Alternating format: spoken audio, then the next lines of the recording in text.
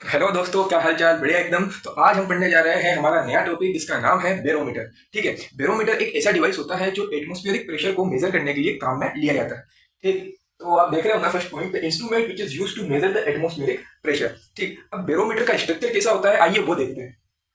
तो बैरोमीटर जो है, उससे पहले आप देखेंगे कि बैरोमीटर की जो खोज है वो करी थी साइंटिस्ट टोर्सली ने। ठीक है। आगे टोर्सली का रूल भी हमारे पास आएगा जिसको भी हम पढ़ेंगे। फिलहाल के लिए हम देखते हैं इसका स्ट्रक्चर। तो इसके स्ट्रक्चर में क्या होता है, फाइनली एक नीचे कंटेनर जो है वो होता है। कंटेनर के अंदर मरकरी फील्ड है, आप देख सकते हैं मरकरी, जिसकी डेंसिटी 13,600 किलोग्राम पर मीटर क्यूब जो है वो होती है। ठीक है। यहाँ पर हम क्या करते हैं कि एक खाली जो है ग्लास ट्यूब, या आप उसको टेस्ट ट्यूब की तरह ले सकते हैं। तो यहाँ पे हम क्या करते हैं, उस खाली टेस्ट ट्यूब या ग्लास ट्यूब के अंदर मरकरी को फिल करते हैं। ठीक है। कंप्लीटली उसको यहाँ तक फिल करने के बाद हम उसके ऊपर हमारा थंब लगा के और इस कंटेनर के अंदर उल्टा रख देते हैं। ठीक। उल्टा रखने पे क्या होता है, जितना मरकरी नीचे जाना होता है उतना चला जाता है और ऊपर एक वैक्यूम जो है वो छूट जाता है। ठीक है। तो वैक्यूम का प्रेशर कितना होता है, हम जानते हैं कि वैक्यूम में कोई प्रेशर नहीं होता, वहां का प्रेशर 0 होता है। ठीक है। इस तरीके से यहाँ पर एक स्केल लगाया गया है ताकि कितने हाइट तक जो है ये मरकरी गया है उसको हम मेजर कर सके। ठीक है। मान लीजिए अभी फिलहाल के लिए इसकी हाइट जो है वो h है। ठीक। और हम यहाँ पे क्या करेंगे, दो पॉइंट एज्यूम करेंगे। एक पॉइंट जो कंटेनर के सरफेस, कंटेनर में जो मरकरी भरा है उसके सरफेस पे, और एक पॉइंट जो हमारे ग्लास ट्यूब के अंदर है, पॉइंट नंबर 2। ठीक है। हम एज्यूम करते हैं कि पॉइंट 1 पे जो प्रेशर है वो P1 है और पॉइंट 2 पे प्रेशर जो है वो P2 है। ठीक है। क्योंकि पॉइंट 1 जो है वो एटमॉस्फेयर के कांटेक्ट में है, इसलिए P1 का प्रेशर P0 के इक्वल होगा जो कि एटमॉस्फेरिक प्रेशर है। यहाँ पर आप देख सकते हैं कि P1 का प्रेशर P2 के इक्वल होगा। क्यों? क्योंकि हम पहले पढ़ चुके हैं कि सेम हॉरिजॉन्टल लेवल पे लाई करने वाले जितने भी पॉइंट होते हैं उनका सबका जो प्रेशर है वो सेम होता है। ठीक है। तो यहाँ पर P1 का प्रेशर हमने P2 के इक्वल कर दिया। P1 का प्रेशर P0 के इक्वल होगा। क्यों? क्योंकि ये एटमॉस्फेयर के कांटेक्ट में है। ठीक है। इस तरीके से हम जानते हैं कि P2 का प्रेशर क्या होगा, यहाँ का प्रेशर यानी कि वैक्यूम जो कि 0 है और इसकी हाइट की वजह से रो जी एच। ठीक। तो ये हमने फॉर्मूले का यूज यहाँ पे किया। इस तरीके से हमारे पास क्या निकल के आता है, पी नोट का प्रेशर रो जी एच। इस फॉर्मूले का क्या मतलब हुआ कि इस फॉर्मूले से हम एटमोस्फियर का प्रेशर जो है वो मेजर कर सकते हैं। बस हमको करना क्या होगा, हाइट को ऑब्जर्व करना है। ठीक है। रो जो कि मरकरी का डेंसिटी है वो ऑलरेडी हमें याद रहता है। ठीक है। जो कि 13,600 किलोग्राम पर मीटर क्यूब होता है। ठीक। तो बैरोमीटर से इस तरीके से हम प्रेशर को मेजर कर सकते हैं। ठीक है। अब हम देखेंगे कि आखिरकार सी लेवल पर जो है वो कितना एटमोस्फेरिक प्रेशर होता है। ठीक। तो सी लेवल पर क्या होता है, हाइट जो निकल कर आता है वो ऑलरेडी ऑब्जर्व किया हुआ है जो कि 76 सेंटीमीटर होता है, जिसको अगर हम ऐसा यूनिट में कन्वर्ट करें तो वो हो जाता है 76 इंटू 10⁻⁻² मीटर, क्योंकि 1 मीटर इक्वल्स टू 100 सेंटीमीटर। ठीक।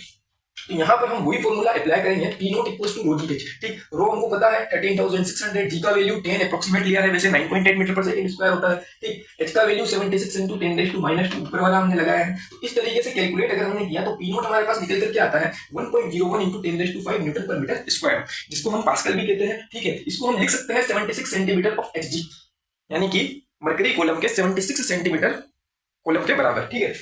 इसको हम लिख सकते हैं 76 मिलीमीटर ऑफ एचजी कॉलम, यानी कि 76 टोन। ठीक है। ये हो गया हमारे पास एटमॉस्फेरिक प्रेशर। अब बात ये आती है कि आखिर बैरोमीटर में मरकरी ही क्यों यूज किया जाता है। सर, हम पानी नहीं ले सकते क्या? जी, पानी ले सकते हैं, लेकिन पानी से होगा क्या, आइए देखना।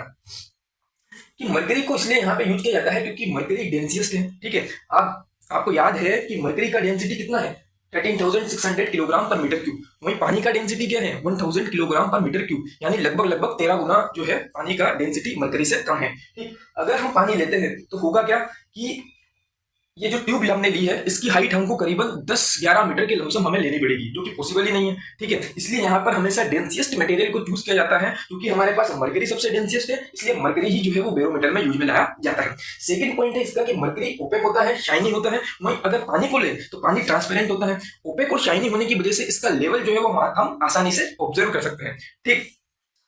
और नेक्स्ट पॉइंट आ जाता है कि मरकरी जो है वो वेपोराइज नहीं होता, वहीं पानी जो है वो इजीली वेपोराइज होता है। वेपोराइजेशन की वजह से क्या होता है कि यहाँ पे जो मरकरी वैक्यूम छूटता है, पानी के केस में वो यहाँ पे वैक्यूम नहीं रहता, वहां पर कुछ ना कुछ वेपर्स प्रेजेंट हो जाती है जो कि अपना एक अलग प्रेशर लगाती है। क्योंकि इस वजह से क्या होता है, कैलकुलेशन बहुत ज्यादा कॉम्प्लेक्स हो जाएगी पानी के केस में, क्योंकि यहाँ का वेपर का प्रेशर भी उसमें इंक्लूड होगा। इसलिए यहाँ पर मरकरी जो है वो बैरोमीटर में यूज में लिया जाता है। ठीक है। बैरोमीटर के बाद एक छोटा सा टॉपिक और आता है हमारे पास, मैनोमीटर। बेसिकली बैरोमीटर और मैनोमीटर में डिफरेंस ये है कि बैरोमीटर जो है वो एटमॉस्फेयर का प्रेशर मेजर करता है, वहीं मैनोमीटर प्रेशर मेजर करता है अगर एक क्लोज्ड चेंबर के अंदर गैस भर दी जाए तो वहां प्रेशर क्या होगा, मैनोमीटर ये मेजर हमारे पास करता है। ठीक। तो आप देख रहे होंगे ये मैनोमीटर का मैंने एक बेसिक डायग्राम बनाया है। यहाँ पे मान लीजिए कंटेनर है जिसमें से एक यू ट्यूब जो है वो निकला हुआ है। ठीक है। तो ये जो है वो हमारे पास गैस हो गया, ये यूट्यूब जो है वो हमारे पास है। अब यूट्यूब में जो है वो यहाँ तक जो है वो गैस आ रही है, और यहाँ जो है वो हमने कोई भी लिक्विड या फिर सबसे सही मरकरी होता है जो कि डेंसेस्ट होता है, तो मरकरी जो है वो हमने यहाँ पर भरा हुआ है। ठीक है, अब यहाँ पे हम क्या करेंगे कि 2 पॉइंट जो है वो एज्यूम करेंगे। P1 पॉइंट जो कि H हाइट पर है, ठीक है, यानी कि टॉप से H हाइट पर है, और P2 पॉइंट, ठीक है, और ये दोनों जो है वो सेम लेवल पर, आप देख सकते हैं इनको, सेम हॉरिजॉन्टल लेवल पर। ठीक है, यहाँ से ये ट्यूब जो है वो ओपन है, यूट्यूब, तो प्रेशर जो है वो उसके ऊपर एटमॉस्फेरिक प्रेशर लग रहा है P0। ठीक, तो P1 और P2 का प्रेशर सेम होगा जिस तरीके से यहाँ पर हमारे पास हुआ था, क्योंकि सेम हॉरिजॉन्टल लेवल पर है। ठीक है, और P1 का प्रेशर क्या हो जाएगा हमारे पास, P0 plus rho G H, वही वाला फॉर्मूला। जब H हाइट से हमें प्रेशर मेजर करना हो तो उसका फॉर्मूला क्या होगा, P equals to P0 plus rho G H, तो वही हमने यहाँ पर अप्लाई करा है। यहाँ से अप्लाई करने के बाद P2 हमारे पास क्या आएगा, P0 plus rho G H. ठीक है, क्योंकि P1 और P2 सेम है। तो ये हमारे पास टॉपिक खत्म हो जाता है बैरोमीटर का। इसके बाद जो है वो हम अगला टॉपिक लेंगे। ठीक है, जब तक के लिए पढ़ते रहिएगा, और good bye and have a nice day.